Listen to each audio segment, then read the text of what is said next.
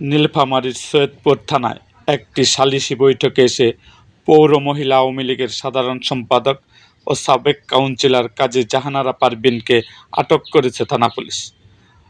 আজ বুধবার 13 মে সকালে বিষয়টি নিশ্চিত করেন সৈয়দপুর থানা পুলিশের ভারপ্রাপ্ত কর্মকর্তা ওসি রেজাউল করিম রেজা। এর আগে গতকাল রাতে থানায় গুল চত্বর থেকে তাকে আটক করা হয়।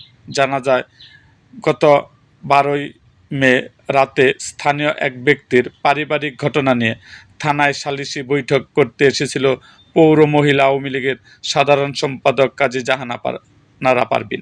এ সময় সৈয়দপুর রাজনৈতিক জেলা মহিলা দলের সাধারণ সম্পাদক রূপাসহ কয়েকজনের সঙ্গে তার বাকবিতণ্ডা হয়। এ সময় পুলিশ তাকে আটক করেন। তাকে আটকের সময় তিনি জয় বাংলা, জয় বঙ্গবন্ধু, ৭১-এর হাতিয়ার, গর্জে ওঠো আরেকবার বলে স্লোগান দেয়।